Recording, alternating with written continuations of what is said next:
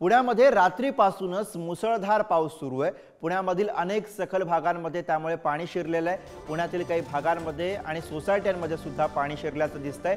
मुसळधार पावसामुळे पुण्यातील शाळांना आज सुट्टी जाहीर करण्यात आलेली आहे। पिंपरी चिंचवड, भोर, त्याचबरोबर वेल्हा, मावळ आणि मुळशी तसंच खडकवासला परिसरामध्ये सुद्धा शाळांना सुट्टी जाहीर करण्यात आलेली आहे। पुण्यामध्ये रात्रभर मुसळधार पाऊस पडतोय आणि त्यानंतर सकाळची ही परिस्थिती, सकाळची ही दृश्य आपण बघतोय पुण्यामधली।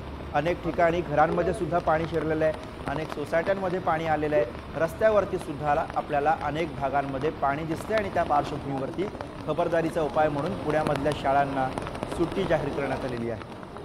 पुण्यामधली ही पावसाची दृश्य आपण बघतोय। आज सकाळची ही दृश्य आहेत। रात्रीपासून खरं तर मुसळधार पाऊस हा पुण्यातल्या विविध भागांमध्ये सुरू आहे आणि त्यानंतरची ही दृश्य आपण बघतो। पुण्यातील शाळांना आज सुट्टी जाहीर करण्यात आलेली आहे।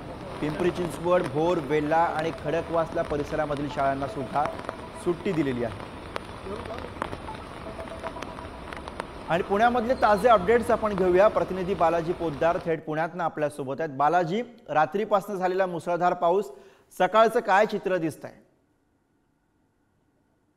नक्कीच रात्रीपासून मुसळधार पाऊस सुरू झालेला आहे आणि या पावसाच्या शाळेला सुद्धा आता सुट्टी करण्यात आलेली आहे।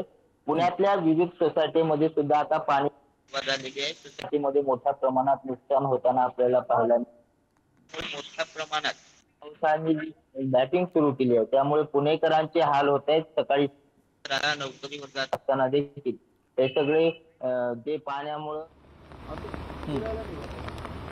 बरोबर, पावसामुळे पुणेकरांची दैना उडालेली आहे। धन्यवाद या सगळ्या सविस्तर माहितीसाठी बालाजी।